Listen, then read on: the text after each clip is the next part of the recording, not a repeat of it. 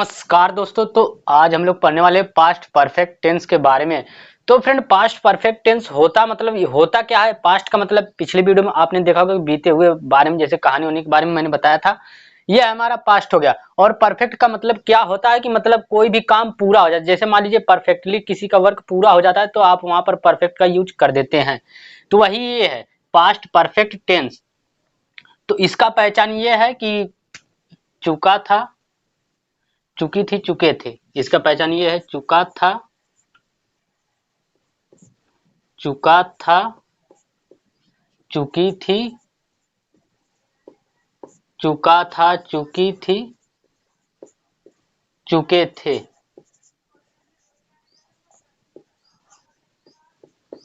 देखिए चुका, चुकी, चुके। और देखिए परफेक्ट का मतलब देखिए इसमें से चुका था, देखिए इसको दोनों को अगर अलग करेंगे तो ऐसे करेंगे। देखिए परफेक्ट का मतलब होता है चुका, चुकी, चुके। देखिए पास्ट का मतलब था, थी, थे। तीनों चीज आ गया। टेंस का मतलब ये तो काल है ही है। तो देखिए फिर वीडियो को स्टार्ट करते, चलिए देखते हैं। देखिए पास्ट परफेक्ट टेंस का मतलब ये होता है कि जैसे उसको कैसे पहचानें, कैसे उसकी पहचान क्या है। देखिए जिस वाक्य के अंत में चुका था, चुकी थी, चुके थे आदि शब्द आते हैं उसे पास्ट परफेक्ट टेंस कहते हैं। तो इसका देखिए इसमें हेल्पिंग वर्ब एक ही है, हैड। हैड का प्रयोग करेंगे, इसमें हेल्पिंग वर्ब इसका एक ही है, हैड का प्रयोग करेंगे। तो यहाँ पर लिखेंगे हम, इसका फार्मूला लिखेंगे अफर्मेटिव सेंटेंस का। अफर्मेटिव सेंटेंस यानी सिंपल सेंटेंस, वही इसका फार्मूला लिखेंगे। Subject plus had plus verb की थर्ड फॉर्म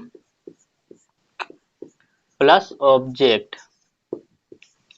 तो फ्रेंड आपको मैंने पिछले कई वीडियो में बताया होगा कि मतलब परफेक्ट, चाहे देखिए पास्ट परफेक्ट हो या प्रेजेंट परफेक्ट हो या फ्यूचर परफेक्ट, कोई भी परफेक्ट यानी परफेक्ट शब्द आ गया समझ जाइए उसमें वर्ब की थर्ड फॉर्म लगाएंगे। वर्ब की थर्ड फॉर्म देखिए सब्जेक्ट, सब्जेक्ट हमारा है, इसमें हेल्पिंग वर्ब इसका हैड है देखिए।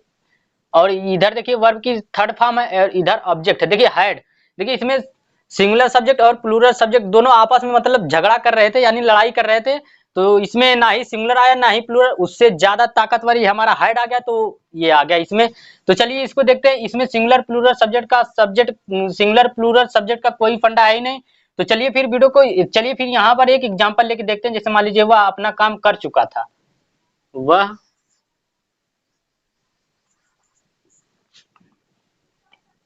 अपना काम कर चुका था। ये हो गया हमारा पास्ट परफेक्ट टेंस का सिंपल सेंटेंस यानी अफर्मेटिव सेंटेंस का। ये है हमारा वह अपना काम कर चुका था। देखिए सब्जेक्ट हमारा, सब्जेक्ट ठीक, सब्जेक्ट के नीचे सब्जेक्ट है। देखिए सब्जेक्ट हमारा वह है तो यहाँ पर लिखेंगे सीधा ही। अब देखिए इसमें से हैड, हैड का प्रयोग करेंगे। इसमें एक वचन और बहुवचन का फंडा है नहीं, मैंने पहले बता दिया। तो यहाँ पर हैड का प्रयोग करेंगे तो ही हैड। देखिए क्या काम कर रहा है, काम वास्तव में ये काम कर रहा है। देखिए ही हैड, देखिए काम करना का मतलब होता है कि डू। देखिए डू का थर्ड फॉर्म लगाएंगे तो डू डिड डॉन। देखिए he had done his work.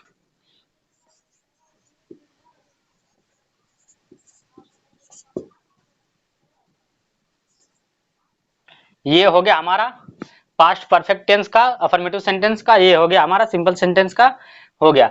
तो चलिए फिर इसी तरह जैसे आप कोई दूसरा भी एग्जांपल ले सकते हैं। चलिए फिर निगेटिव सेंटेंस की तरफ चलते। तो फ्रेंड ये है हमारा निगेटिव सेंटेंस। निगेटिव सेंटेंस का मतलब आपने पिछली कई वीडियो, मेरी वीडियो में देखा होगा, मेरे क्या किसी और की वीडियो में भी देखेंगे तो वो यही बताएंगे कि जिस वाक्य के अंत में नहीं आएगा बल्कि बीच में ना शब्द आएगा, यानी किसी भी काम को मना करने के लिए निगेटिव सेंटेंस का प्रयोग किया जाता है। जैसे मान लीजिए कि, चलिए इसका एक एग्जांपल लेके देखते हैं। पहले फार्मूला लगाते हैं। इसका फार्मूला क्या होगा? फार्मूला होगा subject plus had plus not plus verb की थर्ड फॉर्म प्लस ऑब्जेक्ट। देखिए ये हमारा हो गया पास्ट परफेक्ट टेंस का निगेटिव सेंटेंस का। ये हो गया हमारा फार्मूला। देखिए इसमें छोटा छोटा फार्मूला यूज हो रहा है। जैसे मान लीजिए कि इसका एक एग्जांपल लेते हैं, वह खाना नहीं खा चुका था। देखिए वह खाना नहीं खा चुका था। देखिए ये हो गया हमारा निगेटिव सेंटेंस, वह खाना नहीं खा चुका था। देखिए सब्जेक्ट हमारा ही है तो यहाँ पर लिखेंगे ही। देखिए यहाँ पर हैड है तो यहाँ पर लिखेंगे हैड। नहीं शब्द आ गया, नॉट लिखेंगे। देखिए क्या काम कर रहा है, खाना खाने का, तो यहाँ पर लिखेंगे ही हैड नॉट। देखिए खाना का ईट होता है बट यहाँ पर थर्ड फॉर्म है तो ईट ईट ईटेन होगा, ईटेन द फूड। ये हो गया हमारा निगेटिव सेंटेंस। चलिए अब इसी तरह इंट्रोगेटिव सेंटेंस में चल। फ्रेंड ये है हमारा इंट्रोगेटिव सेंटेंस। इंट्रोगेटिव सेंटेंस का मतलब ये होता है कि बीच में क्वेश्चन पूछना या फिर पहले क्वेश्चन पूछना। तो इंट्रोगेटिव सेंटेंस का चलिए फिर फार्मूला बनाते हैं। इंट्रोगेटिव सेंटेंस का फार्मूला क्या होगा हमारा, पहले होगा had plus subject plus verb की third form plus object plus question mark. देखिए निगेटिव सेंटेंस में मेन, देखिए निगेटिव सेंटेंस चाहे किसी भी सेंटेंस का, चाहे किसी भी टेंस का निगेटिव सेंटेंस अगर आप उसका फार्मूला लिख रहे हैं तो देखिए उसमें हेल्पिंग वर्ब जो भी रहेगा उसको मतलब पहले लिखेंगे। देखिए जैसे ये हो गया हैड हो गया सब्जेक्ट प्लस वर्ब की third form plus object plus question mark. देखिए इंट्रोगेटिव सेंटेंस का मतलब यही होता है कि अंत में क्वेश्चन मार्क आना चाहिए या फिर। चलिए फिर एक एग्जांपल इसका लेके देखते हैं। जैसे मान लीजिए वह खाना क्यों खा रहा था, सॉरी वह खाना क्यों खा चुका था, वह खाना क्यों खा चुका था। देखिए ये हो गया हमारा इंट्रोगेटिव सेंटेंस का, वह खाना क्यों खा चुका था। देखिए क्यों शब्द आया बीच में, अगर देखिए बीच में कोई प्रश्नवाचक यानी इंट्रोगेटिव सेंटेंस आता है तो उसको सिंपली यहाँ पर पहले लिखते हैं। जैसे देखिए क्यों आ गया, क्यों को अगर इंग्लिश में ट्रांसलेट करेंगे तो यहाँ पर होगा वाई। अब देखिए यहाँ पर लिखेंगे हैड, वाई हैड।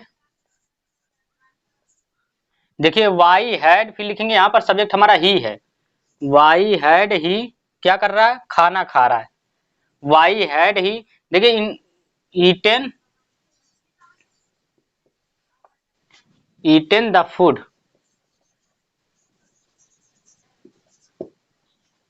तो फ्रेंड ये हो गया हमारा इंट्रोगेटिव सेंटेंस का। जैसे मान लीजिए वह खाना क्यों खा चुका था, why had he eaten the food. इसी तरह आपकी मर्जी, आप चाहे जो मन सो एग्जांपल ले सकते हैं बट मेरे पास यही था। तो फ्रेंड आई होप कि आपको वीडियो पसंद है। वीडियो पसंद है तो सब्सक्राइब करो तेरे भाई का चैनल और बेल आइकन को प्रेस कर दो जिससे कि नेक्स्ट वीडियो नोटिफिकेशन आप तक सबसे पहले पहुंचे। चलिए फिर मिलते हैं नेक्स्ट वीडियो में, तब तक के लिए जय हिंद जय भारत।